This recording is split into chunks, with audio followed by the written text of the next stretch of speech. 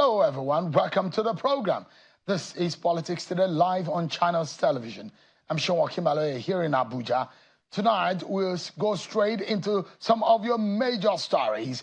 One is on the politics of River State and some of the trouble brewing. Over the past months, we've been saying the back and forth, the feud within the major political players and what is going on and how much of impact that could have on governance. Of course, today, the House of Reps members are also talking about the Lagos-Calabar Coastal Highway and some of the issues that have been on the lips of so many Nigerians. Will also get a prominent Nigerian to speak on this matter and some of the issues relating to the plight of the average citizen. All of that tonight on the program. Stick around with me, everyone, and sit tight. First, let's serve you with some of your political roundup stories.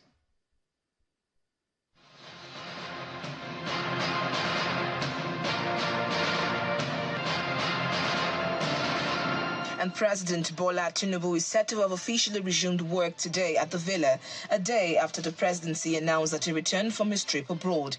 In a video released by the presidency, shows the president walking from his residence to his office, accompanied by his aides. Citizens have been asking questions about the president's whereabouts since the end of his trip to Riyadh, Saudi Arabia, from the World Economic Forum until he was said to have returned yesterday. The federal government has announced the recapture of some inmates who escaped from the Sulaja Custodial Center in April following the collapse of his perimeter fence during a heavy downpour.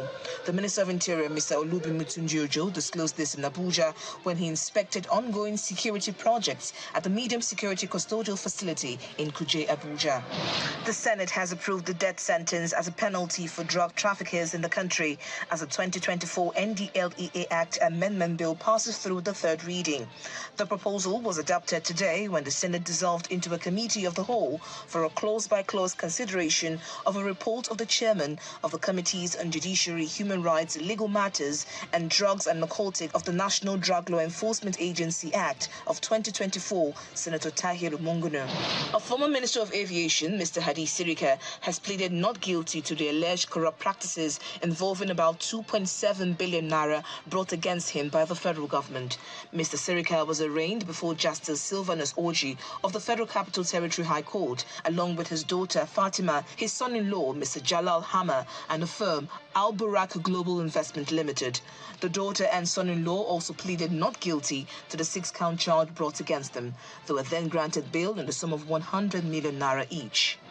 The Zamfara state government has filed criminal suit against 8 suspended members of the State House of Assembly before Justice Rukubatu Aliyu Konoma of the Magistrate Court sitting in Gusau in a 5-count charge case filed by the Attorney General of Zamfara State and Commissioner for Justice Abdulaziz Sani SAN. The suspended lawmakers are accused of forcefully breaking into the office of the Sergeant-at-Arms and the office of the Clerk to the House of Assembly of Zamfara State and unlawfully made away with some valuable items not yet valued and a dumped mace. Palace chiefs, members of the Benin royal family, priests, Benin sons and daughters, friends and well-wishers of His Royal Majesty Omonoba Nedo Uku Apolopolo Eware II, the Oba of Benin, today turned up at the Edo State High Court in Benin City in solidarity with the revered monarch. The action followed the institution of a legal action against the monarch by 2 suspended dukes, Gregory Akenzua and Edonwoyi Idoze Ogiagben. They claim that the appointment was recognized by the Edo State government and captured under Section 25, subsection 2 of the Traditional Rulers and Chieftaincy Law. According to them, Section 28 of the Traditional Rulers and Chieftaincy Law empowers the State Executive Council to sanction them if found wanting, claiming that the Oba of Benin has no right to usurp the power vested on the State Executive Council. Meanwhile, the state government has denied any link to the lawsuit, saying it is never behind a legal dispute between the palace and the suspended dukes. A youth group within the Labour Party in Edo State, led by its leader, Mr. Ken Omusi, has reportedly dissolved the state leadership of the party over what they consider high-handedness and thereafter appointed Mr. Omusi as the interim state chairman of the party. The youth, in a protest at the state headquarters of the party in Benin City, announced the suspension of the members of the state working committee. To Ogun State, where Governor Dapo Abiodun is calling for the creation of the Ogun State Division of the Court of Appeal to aid quick dispensation of justice in the state. He made the request when he received in Abeokuta the president of the Court of Appeal, Justice Monica Dongban Mensem, in his office. He says the setting up of the Ogun Division of the court will ease the workload of judges in the Ibadan Division.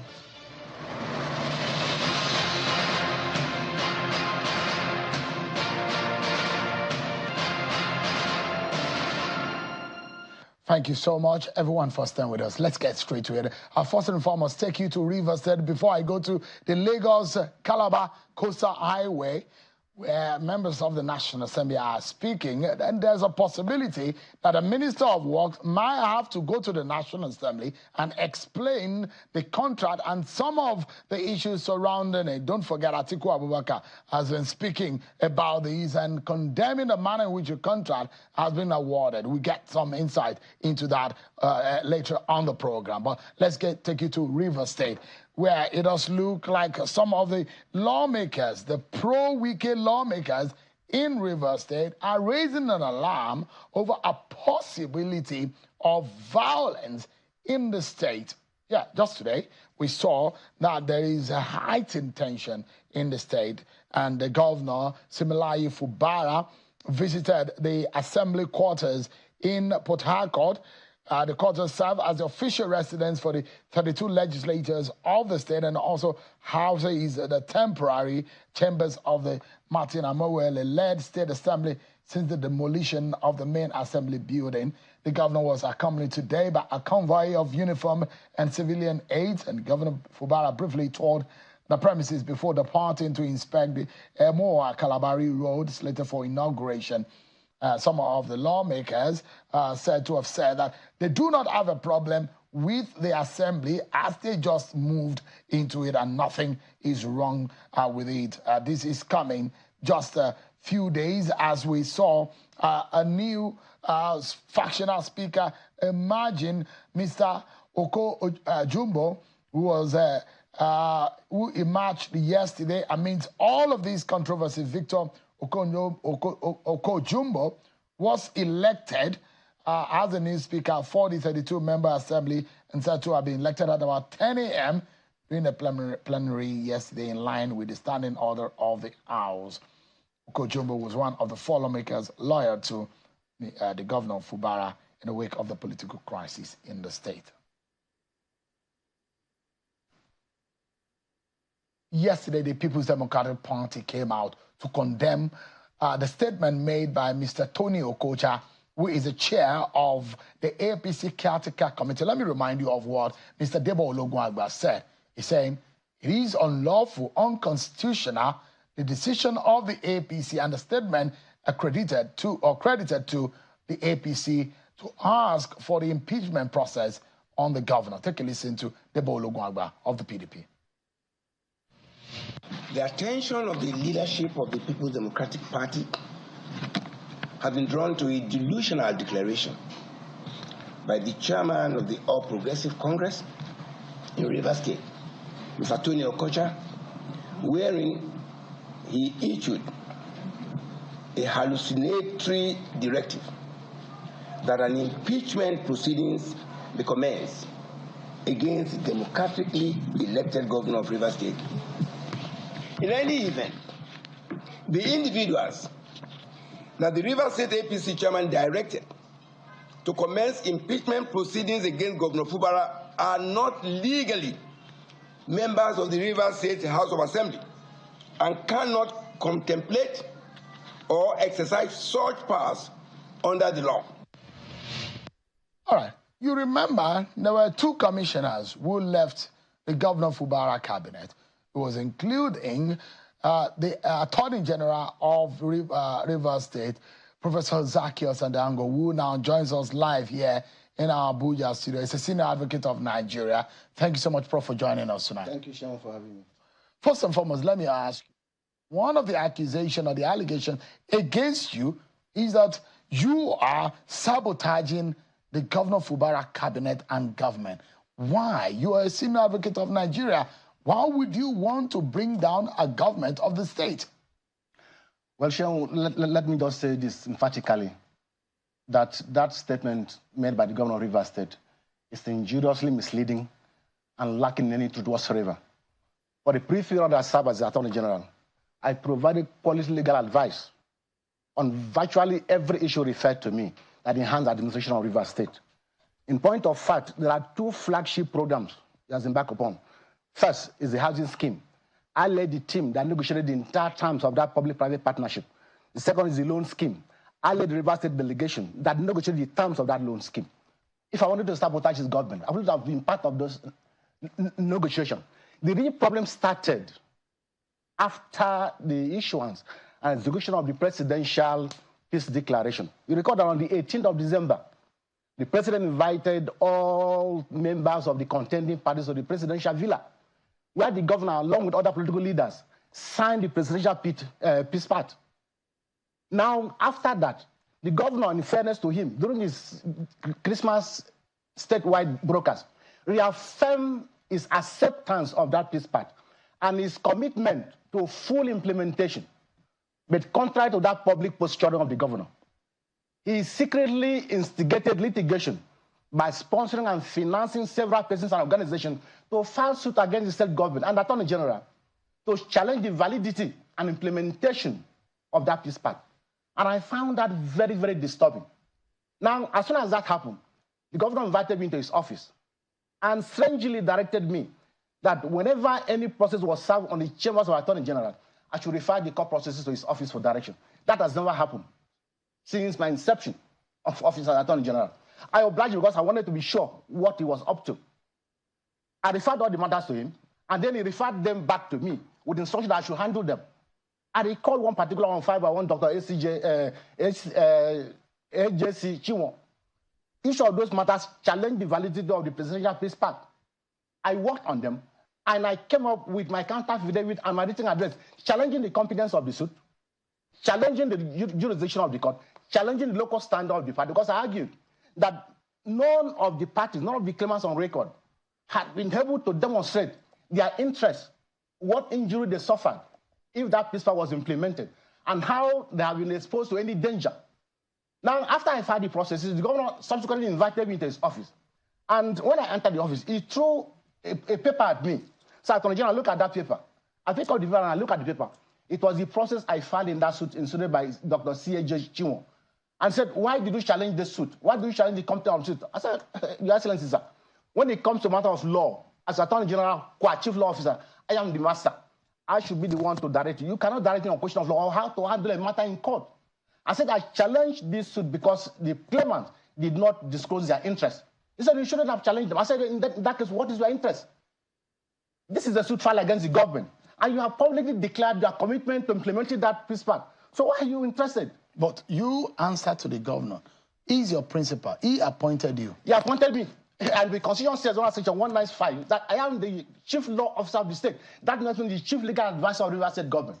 And so on question of law. Advising the governor. Yes. So you work at the dictate and of the governor. Certainly not, sir. When it comes to matter of law, I have the responsibility, the sole constitutional responsibility to advise the governor. The governor cannot issue direction to me on how to handle a matter in court. Certainly not. Do you work at the behest of the governor, your principal, or not? Of course, on certain matters, yes. But when it comes to matters of law, particularly in respect of a matter in court, the governor cannot direct me on how to argue a case in court. Let's assume that the governor is your client. And as a lawyer, do you go against the will of your client in court? In this case, the governor was not my client. I was sued, representing the River State government. Governor was sued. We were both defendants. And I was worried why the governor should now want me to accept, as it were, not to oppose the suit. You did not consult the governor, did you? Did you consult the governor before you filed the counter? I told you earlier that governor had directed me to refer all processes to his Did you office. refer that particular matter? I did, and then he returned them to me with instruction that I should handle them. Governor did not need to go further to tell me how to handle a matter in court. Are you worried that the governor was not going to live by the agreement that was structured by President Tinubu at the villa? Very, very worried. Because in public he said one thing, but behind he was doing another thing. I was happy when he declared publicly that he was committed to the full implementation of that peace pact in spirit and in letters. I was very happy. But then, contrary to that public declaration, he showed another thing by telling me not to oppose suit filed by persons challenging that same part he said he was going to implement. And I found that very, very disturbing. And I said, well, on the law and the facts, the position I've taken in this suit, I can't change it. So when you resigned, you were reassigned to the Ministry of Special Duties. Well, that angered you. That didn't anger me. I wasn't angered. Of course, you know, when you are working with a person who seems not to have confidence in you, of course, I was redeployed. I was never consulted. I was redeployed. And of course, I thought Does the governor need to consult you? Of course, if you are working with the governor and he wants to redeploy, there's nothing wrong in going and telling, look, I want to move it from this ministry to another ministry. It mustn't. There's nothing that said that. It's not a question of legal right. I agree. But in that case, that redeployment was designed to denigrate the office of Attorney General. What was that supposed to be doing there? It was that redeployment was a consequence of my insistence that I was going to handle those matters in accordance with the law and my conscience. That was the background to redeployment. And I thought that was a convenient point for me to leave. And so politically speaking, you have your two legs painted in different colors. And I explained to you. Yes. One, on the fact that your loyalty is on one political end, and you're working officially with one loyalty on another leg, which means that you're working with Governor Fubara, but you are of the Wike camp in the PDP. Is that right? All of us are members of the People's Democratic Party. No, I'm talking about politics now. You are loyal to former Governor Wike. Is that right? Even the governor himself, all of us were brought on board by Governor Wike. But there's been a feud. If there was not a crisis, there wouldn't have been a resolution mechanism that took the major players to the president. Very well. So it was obvious that some of you are working against the political interests of the governor. I never worked against the political interests of the state. As the Attorney General of the governor. As Attorney General. I've taken you away from the Attorney General. I'm talking about politics now. I was the chief law officer. I'm talking about politics now. I was the chief law officer, and I had to advise the governor on questions of law. I'm not talking about your official duty. I'm talking about your political allegiance. Of course, politically. Who are you loyal to? I'm loyal to Wike. There's no doubt about that. So, do you feel comfortable that you are loyal to former Governor Wike, and that probably had angered Governor Fubara? I wouldn't know whether he was angered by that or not. But as far as I can remember, he was angry that I insisted on conducting a matter in accordance with the understanding of the law. Do you feel it's some kind of disloyalty working for Governor Fubara and being loyal to Governor Wike? I never applied to work under Governor Fubara. I was invited to serve under him. Even after my first resignation on 14th November, I never wanted to come back as a president. But the president, and if all fairness to you, and with due respect to the president, asked us to go back, and I had to go back to assume office again as Attorney General. Governor Fubara can never be any misconception as to where my loyalty lies. And I had private discussion with him. I said, we need to resolve your misunderstanding with Governor Wike, because all of us are members of his political family. What did he tell you when you told him? Of course, he did not evince any genuine desire to have the impasse resolved. I'm to say that there are those on the outside who feel that the trouble is coming from Nyesom Wike's side and not of Fubara. There are those who see similarly Fubara as a peace lover, gentleman, milk, and they think that the troublemaker is your side of the political divide. I'll give you 2 instances to show that he's not the kind of person people think he is. He's not a peacemaker. Let me give you 2 instances. You remember that I have been on leave of absence from River State University. That's my place of permanent assignment. Now, when I resigned on the 24th of April, 2024, Governor Fubara thought that I would want to return back to the university. I'm aware that he had directed the management of the university not allow me to return to the university. That cannot be a decision taken by a person of peaceful disposition. Secondly, a customary call was to establish my own community at Ataba. Because of my recent regulation last year, that is on 14 November 2023, he refused to sign the warrant of establishment of that customary court. That was punishing me and punishing the whole community for the alleged sin of one pound. That is unfair. That is not evidence of a man who has peaceful disposition. Certainly not. In this matter that is ongoing, because now, if you look at the new development ongoing right now, there is a factional Okujumbo, factional Speaker of the House of Assembly in Rivers State. And as a lawyer and a senior advocate, a member of INABA, I'm asking you a question now as a senior member of the bar. What do you think is going on, legally speaking? What is the implication?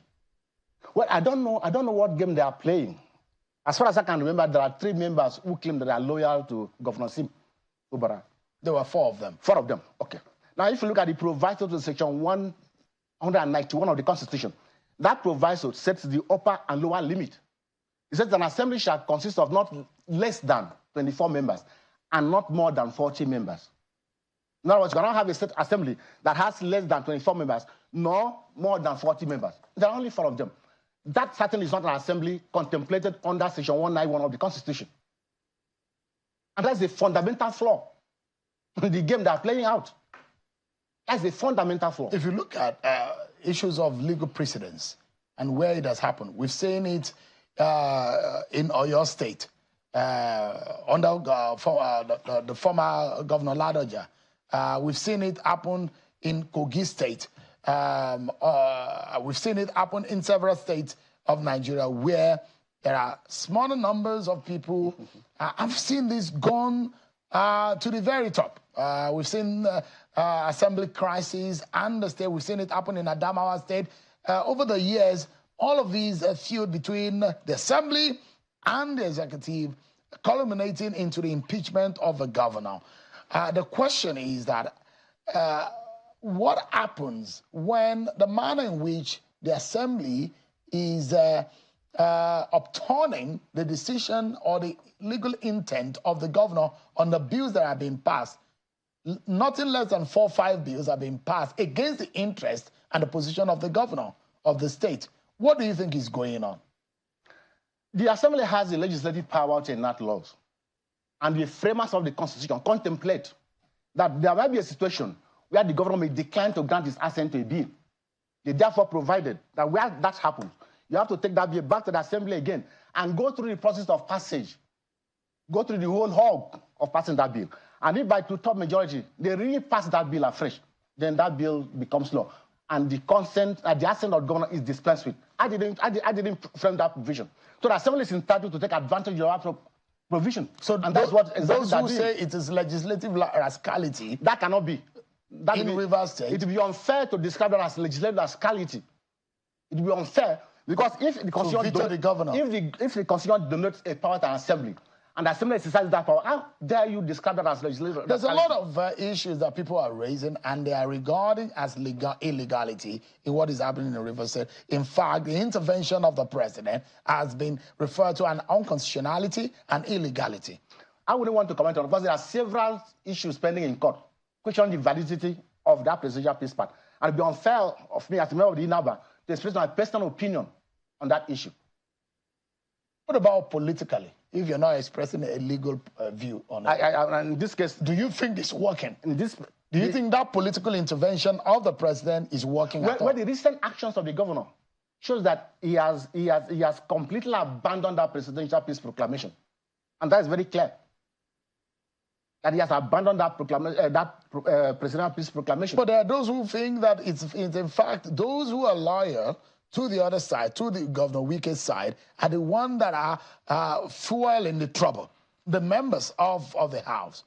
Some of you who resigned from the office, who are seen as disloyal to Governor Fubara, and he has said one of the reasons why he has kept mute and he has kept silent is because he's respecting the president and the president's intervention. It is one thing to say that you are respecting the presidential peace pact. It's another thing to show evidence of actual commitment to the implementation of that peace pact. So far, I'm not convinced that Governor Fubara is fully and genuinely committed to implementing that presidential peace pact. It's not. So you blame Governor Fubara? If that peace pact collapses, as it appears to, of course I'm going to blame him. Do you ascribe any blame to former Governor Wike? Nobody has told me what Governor Wike has done to undermine the implementation of that presidential peace pact. What about his statement in Rivers State? Refer me to one. The statement that he made that there's going to be consequences upon whatever happened. Whatever happened concerning what? What is going on. And this was after what happened, the peace pact. Even the governor himself, when he accused me of undermining and sabotaging his government, said I was going to suffer consequences. Not in the next world, but in this world. He said so. But, I mean, what about those who they call for impeachment? Those who are saying, how dare Mr. Okocha ask the House of Assembly to commence impeachment proceeding on the governor? I am not Okocha who made that call. But what you must understand is that there are provisions in the Constitution for impeachment. The fact that somebody was democratically elected as governor does not preclude this impeachment. If the Assembly is convinced that there are facts that require the commencement of that proceeding, they can. What do you think is the way out in all of this? There is need for reconciliation. And both parties must be genuinely committed to reconciliation. There is need for reconciliation. Because, of course, like today now, I watched video that the governor visited the Assembly quarters. That Assembly quarters was commissioned less than 4 years ago. I don't know what his plans are. In fact, there are indications that a certain part of that has already been marked for demolition. Recall that the Assembly complex was demolished. And that is where they are sitting. Yes, where politically speaking, there are those who think that untoward and possible impeachment proceeding activities are about happening or could happen. So if it's about to happen, is that why you go and put down the... If you were a governor, will you sit in your office and allow impeachment proceeding to be... Impeachment proceeding is constitutionally provided for. So why will I go and demolish where the Assembly sits? I'm asking. Is his visits to that complex illegal? I will not take... Is there any illegality in the action of visiting authority? There is no question of illegality. The Assembly complex, particularly the chambers, was demolished. Even under the doctrine of necessity, the Assembly can sit anywhere else. There is no question of illegality. Who do you think will handle this reconciliation? Because the one President Tinubu intervened on doesn't seem to be working. Parties must come together, genuinely come together to resolve whatever differences there are. I don't expect Mr. President to intervene again. What do you think is the difference? Do you think is the problem between former Governor Wike and Sim Fubara? Let me tell you the truth. Every governor has somebody who supported him or her. And that is not unknown to our law. Now, if somebody supported you, of course, you don't expect those who supported you and those who work for you to walk away after your inauguration. But somehow, I'll give one instance. When the political campaign started, Wike lost virtually all his political friends on account of the fact that he wanted Fubara to run for the governorship of Rivers State. You can call out the big names in PDP Rivers State. They all left him. But as I speak now, those are Fubara's closest friends. Those are Fubara's closest friends. How do you rationalize that? All right. I wish the people of Rivers State the very best in all of these, and for the sake of the governance and the people of the state, hope that those who are in the principal players in this will come round to the table and resolve their differences. Professor Adangor, former Attorney General of Rivers State and Senior Advocate of Nigeria, thanks indeed for coming tonight. And I wish you the very best. Thank you for having me. So you're going back to the classroom now. Thank you for having me. He has directed management not to allow me to come, but that is not the problem anyway. You go back to your practice. I have a private practice. All right, thank you so much. Thank you. We're going to break, everyone, but when we return, I'll be joined by Mr. Osita Chidoga, a former aviation minister, and the issue of the Lagos-Calabar coastal highway gets our attention. The intervention of the House of Representatives. Will Mr. Dave Umahi be facing the probe by the House of Representatives? We'll be looking into all this and more after this break, everyone. For staying with us. So the House of Representatives today passed a resolution to investigate the procurement process in the award of contracts of the Lagos-Calabar Coastal Road. The House says the 2007 Procurement Act was violated and certain approvals by the National Assembly is required by the law were not given. The House is asking the Minister of Works, Finance, Attorney General, and the Minister of Justice to avail the National Assembly copies of the documents for award of the contract. Take a listen to the member who was speaking on the floor today. Aware that the procurement strategy adopted by the Federal Minister of Works for the award of the contract violates the Infrastructure Concession and Regulatory Commission Act 2005. As Section 4 of the Act outlines that all approved infrastructure projects and contracts for financing, construction, and maintenance must be advertised for open competitive bid in at least 3 national dailies. All right, you heard it. Let's get talking about it. Someone who has been in the civil service for a long time, who understands procurement process and perhaps issues of governance. It's a former aviation minister, Mr. Osita Chidoka. Thank you so much indeed for joining us tonight. Thank you very much, Sean. It looks like a lot of debate. This is coming on the heels of so much debate on this Lagos coastal, Calabar coastal area. And imagine that those within the southwest, southeast, and south-south corridor might be happy about that development, but it does look like that project is generating a lot of controversy. Now, hear what they're saying, that project may be in breach of the Procurement Act. What is your initial reaction to this? Well, I don't know the details, but it is clear to me that before now, I had gone to the ICRC website to see whether there was a proposal for this road. Normally, you can receive a proposal, negotiate with the person that proposed in terms of concession projects, and then you can then send it for either have the business case outline made, then you can send it to the public procurement, then you can advertise and ask other bidders, or you can do a single source bid. But I didn't see any information on the ICRC website. I went to the BPP website. I didn't see any information about the road, the design, and the cost of this road. And these are statutory agencies of government that should be involved in contracts and projects like this. These are because the first thing the minister told us was that this is a concession, that the contractor is financing the project. Then he later corrected that and said, well, they're not awarding a contract. For you to award a contract, we will have gone to get the consultant's report. There will have been a procurement for consultants to design and cost the project. Then after the consultant has finished, there will have been a procurement calling for tender from contractors. So there's a pre-qualification, and then after that, there is a financial tendering.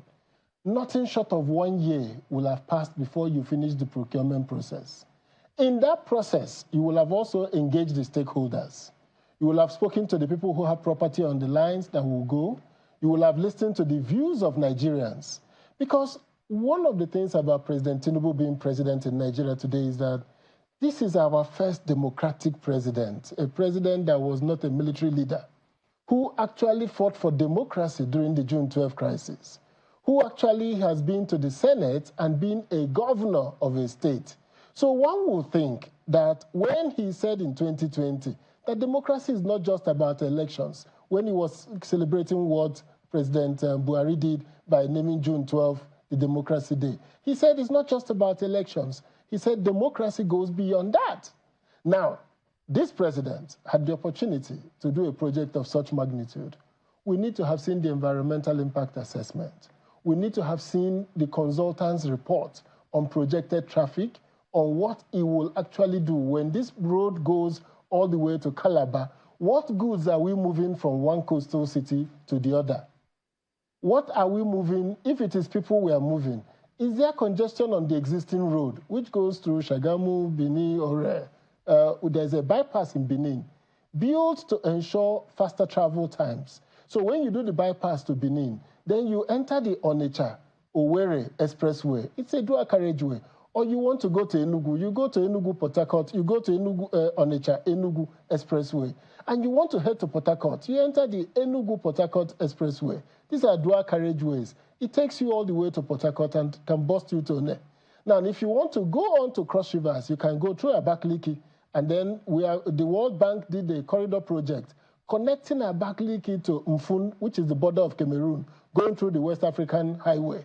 So at the time we did that project in Abakaliki, you could travel from Abakaliki, single lane route, because there wasn't traffic for dualization. So if I go by the data released by the Ministry of Works, they said they did a traffic count in 2019. And from the Lagos end of the Benin Highway, 47,000 vehicles from Lagos-Calabar Expressway, 47,000 vehicles traveling average daily traffic. When you get to Shagamu, it drops to about 20-something thousand heading towards Shagamu or on a daily basis. On a daily basis. And then drops further to about 18,000 by the time you're getting to Benin, and then down to Onitsha. And then they didn't go all the way to Onitsha. I think they stopped around Benin. So if there are 47,000 vehicles using this dual carriageway, and you build a new coastal highway, are you saying that 20,000 of them will go over to this road? If they do that, then your 50,000 projection is off.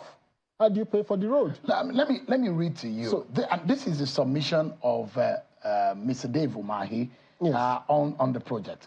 And I'd like Nigerians to please listen to this. This is a message that he sent when an issue came up, which fits into what the conversation is focused on. He said, and these are the words of Mr. Dave Umahi himself. He said, this project is an unsolicited bid on EPC plus F. Under this model, investor provides all designs and part of the financing and construction, while federal government of Nigeria pays counterpart fund. The ministry receives such bid, worked on it, and sent to BPP.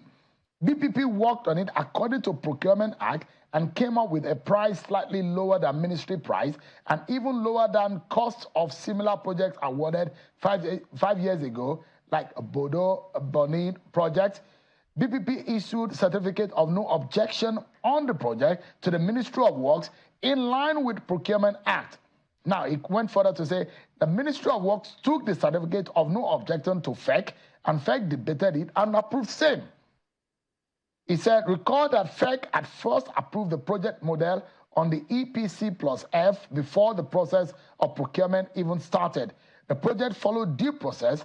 On the ESIA, the preliminary approval issued on December 2023 by the Ministry of Environment and renewed by January 2024, the ESIA certification is progressive with a project progress and final certificate issued when all issues are resolved. So we have certified ESIA to start the project. We have redesigned the route to put human face to the decision and to minimize demolition of permanent infrastructure. The route targets demolition of major shanties. MTN has never shown up to talk of their cables, as process of ESIA involves constant stakeholders engagement, which many has taken place and are even participated into in Lagos. According to him, he ended by saying, we are doing everything possible to follow the law. That is Senator Dave Umahi, the Minister of Works. Let me allow you to, it seemed like a long message that he sent to me as trying to clarify issues that generated from his engagement in Lagos. So that's, this is very interesting. I like the issues he has raised, but there is absolutely no transparency to that issue. When you receive a single source EPC contract plus F, then automatically it goes into concession. So it goes to ICRC. Now, at the time you are doing the ICRC concession, we need a consultant's report on financial viability of the road. Because if you are financing EPC plus F, it means the road has to have a payback period. So that payback period we would like to see. And who received this contractor unsolicited bid? Only the ICRC should must receive it. Must it go to ICRC? Yes, it must. Because even it is if a it concession. goes through the BPP? No, you can't go to BPP. BPP has only process for procurement. When a government agency is procuring, then you go to BPP. Even when there's a counterpart funding from the government? No, you can't take, once there is government funds entering into the project at any point, then you must follow the BPP process. The BPP process says, you can write to the president and say, this is an emergency procurement. We need to do a single source. Only this contractor does this project. No other person does it in Nigeria. So you can go to the president. If he gives you approval, you take it to BPP. On the face value of it, procedurally, yes, this government may have breached. If what the minister says is correct, then there is an absolute breach. Because the first thing to have happened is that ICRC will have received this. The second thing to have happened is that even with the designs done by them and the desire to be able to get F, the funding, neither the IFC, the World Bank, the European Bank, African Development Bank will fund a project that doesn't go through competitive bidding. Ask any of the financial institutions. Where will HITECH get the money from? Was it advertised? It was never advertised. And what was the advertising process? So if you advertised and there was an international competitive bidding, that's the word. So there is no way you can have a project that is EPC plus F without talking about the process of arriving at the cost. You cannot be the contractor, do the design, do the costing, and send it to BPP. What are you sending to BPP for? They are not the government agency for Is it part of the reason why some opposition figure are raising eyebrow that this has some political undertone? And they've, for example, Mr. Atiku Abubakar has said that the relationship between the president and the Shaguris is evident in this project, and that there seems to be some kind of a handshake and on the table dealings in this project written all over it. I leave the president to clarify that, because that's grave allegations from Mr. Atiku Abubakar, and I leave the president to clarify that. Because the question mark is also the fact that it has not gone through a proper bidding process, and this is not competitive, First of all, and this is not transparent. Why do you want to build a road? I'll give you an instance. The third runway in Heathrow. The government said we want to build a third runway in Heathrow. The third runway in Heathrow has competitive arguments. First argument was that the existing runways are at 99 capacity use, and that if we do not build a third runway, London will lose its preeminence in the aviation sector. But what happened? Opponents of the project said, no, we will be violating our commitments to the global climate change issues. We will be violating our commitments to the health and safety of British people. For the past 7 years, this discussion has been on whether to build the third runway or not. A project of this magnitude that goes through the hinterland of Nigeria, goes from coast to coast. The first question we want to ask ourselves, what is the best way to move goods from a coastal city to another coastal city? My point would be by ship. That's the cheapest form of movement in the world. What does that entail us? Let's improve our inland waterways. Let's build small seaports across the area and allow goods to move. But there's one in Calabar. If we say, there's one in Lake. That's what I'm saying. There's Calabar Port. There is Port Harcourt One Port. There is Port Harcourt. There is Warri. There's going to be the Lekki. There's Warri. No, there is a Lokola coming up. Lokola, yeah. Then before you get to Lekki. So if all these ports are functioning, now the question will be, what do we want to move between Lagos and Calabar? What is the traffic? So you don't see the justification, economic justification, traffic justification, I haven't seen it. As the former Corps Marshal of the Federal Road Safety, I'm looking at the traffic and I'm asking, no Nigerian road is at full capacity as I speak today. Because the population of vehicles in Nigeria, the dual carriage roads we have, Lagos, Ibadan, Shagamu, Ore, Benin, is not at full capacity. So what do we want to solve? What problem do we want to solve? A congested road or a road that is not properly maintained? What about is the fact that this government wants legacy? So I come to that. And I said, fantastic. 4 years of government, you would like to put down something for people to see. So I proposed 2 projects for the president. The current national highway of Nigeria has 36,000 kilometers of roads. Only 5,000 are dualized. Only 5,000 kilometers. Since the past 50 years, we've managed to dualize 5,000 kilometers. So we've just concluded Abuja-Akwanga Lafia dualization. Let him redesign the national highway, authorize a new National Highway Act that makes it that from 9th Mile all the way to Bakode dualization, the repair and the redesign of our national highways to connect our airports and seaport assets and make it what Eisenhower did for the Americans, which due to the war, he enacted the Highway Act that gave way to the interstate highways. We will never forget President Bola Ahmed Tinubu in Nigeria. We need to put concrete barriers on these roads. We need to lay fences on them. We need to put rest areas, truck parks on them. We need to put solar lightings on this road. If he does that, he will light up Nigeria. He will create access to Nigeria. He will move food from the hinterland to the places where the foods are required. So you think Lagos-Calabar Coastal Road is unnecessary? It's road to nowhere. It takes you to nowhere. It doesn't take you from the food basket of Nigeria. Now, listen, if I'm from the east and I want to bring in containers, I'm not going to Apapa Port. I will go to Lake, I'll go to One. Once the Aba-Port Harcourt Road is completed, I'll go to One. Why do I have to go to Lagos? It's gradually dawning on people that there is a West African terminal in One, and One has been receiving traffic year on year, has been growing rapidly. Now, Port Harcourt, Calabar Port is a little inland, so it doesn't bring in big vessels. But we have One.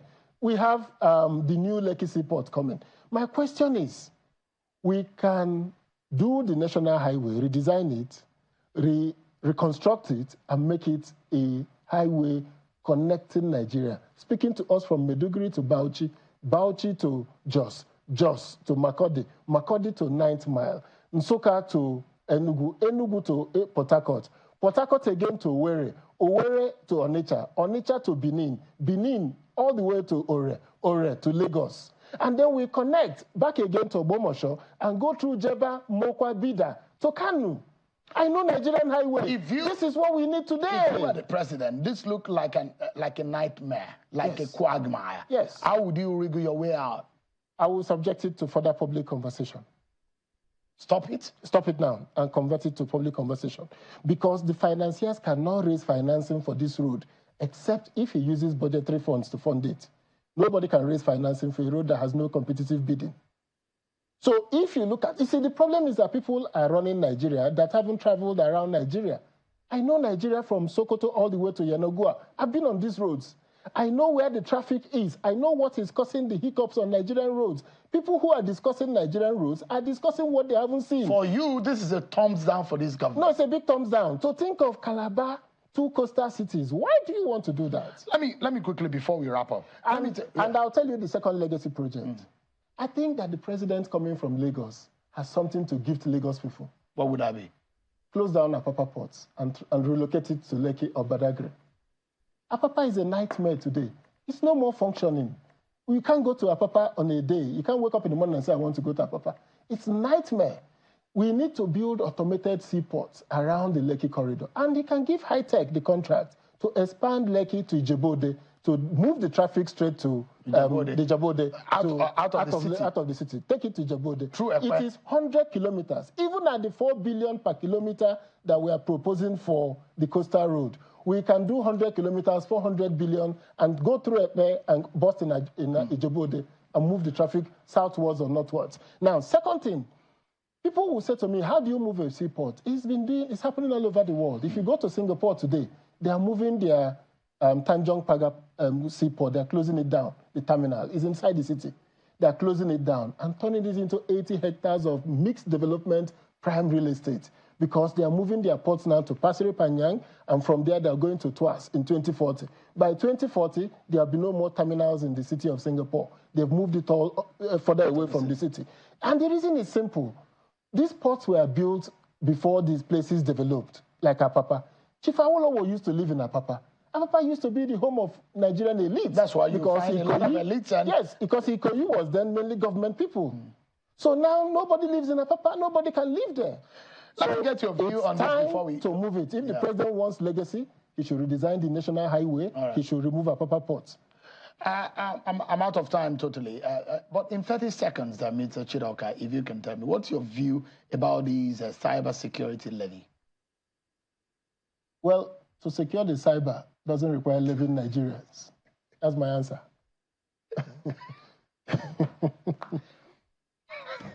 That got me there anyways. I didn't see that answer coming. But you don't think it was necessary? No, I've told you. To secure the cyber, we don't need to tax Nigerians. Interesting.